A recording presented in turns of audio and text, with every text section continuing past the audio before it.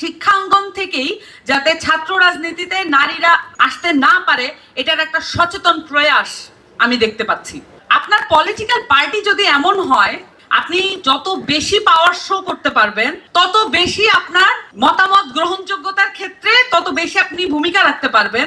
বাংলাদেশের যে পলিটিক্যাল পার্টিগুলো আছে সুনির্দিষ্টভাবে বলবো নারীদের রাজনীতি, নারীদেরকে ইনক্লুড করা, ইনক্লুসিভ ভাবে রাখা, তাদের যে কমফোর্ট এবং তাদেরকে মর্যাদা দিয়ে রাখা এক্ষেত্রে যেমন দুর্বল, একই সাথে বাংলাদেশের নানান ধরনের জনগোষ্ঠী, ভিন্ন জনগোষ্ঠীকে একত্রিত করার ক্ষেত্রে একই রকম এটা সমস্যা তৈরি করে এবং একই সাথে প্রান্তিক জনগোষ্ঠী হিসেবে এবং ভালনারেবল জনগোষ্ঠী হিসেবে যারা পরিচিত তারাও কিন্তু একই ধরনের অসুবিধার মধ্যে পড়ে তাদের গণতন্ত্র চর্চায়।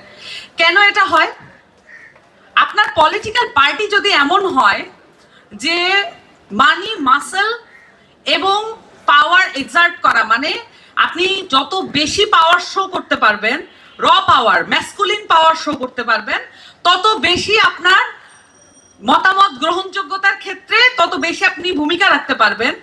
সেখানে খুব অল্প সময়ের মধ্যে, মানে প্রথম অবস্থাতেই আপনি নারীদেরকে বাদ দিয়ে দিচ্ছেন। এটা কাঠামোবদ্ধভাবে, এটা ইন্টেনশনাল, এটাকে আপনি একটা কার্যকারিতার পরিপ্রেক্ষিতে এসছে এইভাবে দেখলে চলবে না।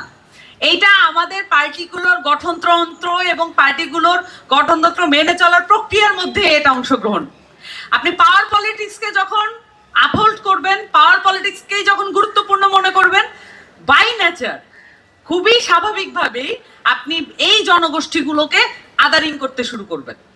আপনারা দেখছেন যে গত কয়েকদিন ধরে আমরা শিক্ষাঙ্গনে সহিংসতা লক্ষ্য করছি এবং আমি বিশেষভাবে উল্লেখ করতে চাই ব্রাহ্মণবাড়িয়ায় আমাদের ছাত্র শক্তির সদস্য সচিব গুরুতরভাবে আহত হয়েছেন।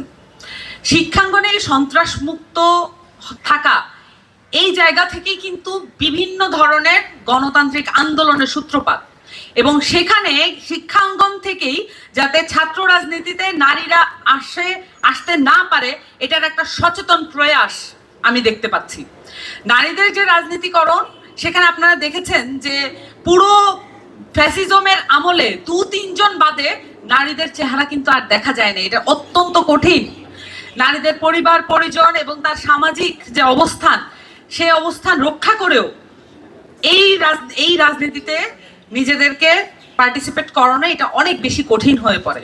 এইটাকে বাধ্য করছে আমাদের দেশের পলিটিক্যাল সিস্টেম এবং আমাদের দেশের পলিটিক্যাল কালচার যদি এইভাবেই চলতে থাকে তাহলে নারীদের রাজনীতিতে আপনি আমন্ত্রণ জানানোটা এটা একটা প্যারাডক্স। এটা এমন একটা প্যারাডক্স যে আপনি একই সাথে সমস্যা তৈরি করছেন, একই সাথে আপনি ভালো মানুষই দেখাচ্ছেন এবং এটা একটা প্রিটেন্ড ভালো মানুষই। এই ভালো মানুষের কোনো গুরুত্ব আসলে রাষ্ট্রীয়ভাবে নেই। ফলত আমরা এখানে দেখতে পাচ্ছি আমাদের যারা সংসদ সদস্য নারী নিজের যোগ্যতায় জিতে এসেছেন বলে আমরা দাবি করছি, তাদের পিছনে একজন পুরুষ রাজনৈতিক ব্যক্তির নাম কিন্তু অগ্রাহ্য করার কোনো উপায় নেই। আমাদের এখানে অলিহাদের কন্যা, সুযোগ্য কন্যা রুবিন ফারহানা আপা, উনি ওনার যোগ্যতা দিয়েই জিতে এসেছেন বটে, কিন্তু অস্বীকার করার সুযোগ নেই তার পরিবারের যে গুডউইল সেটা তাকে অবশ্যই সাহায্য করেছে। এবং একই সাথে আমরা যদি দেখি ফারজানা শারমিন পুতুল, উনি প্রতিমন্ত্রী হয়েছেন, আমরা খুবই খুশি নারী হিসেবে, কিন্তু আমরা দেখতে পাচ্ছি যে আমাদের নারী রাজনীতিবিদ হয়ে যারা গড়ে উঠেছেন অতীতে এবং যারা গড়ে উঠছেন বর্তমানে, তাদের বিভিন্ন সময়ে পরিবারের যে প্রভাব, তাদের রাজনৈতিক পরিবারের প্রভাবটাই মুখ্য হয়ে উঠছে। এই পরিস্থিতি চলমান থাকলে আমরা গণতান্ত্রিক প্রক্রিয়ায় নারীদের অংশগ্রহণকে ওই মাত্রায় উৎসাহ দিতে পারবো না।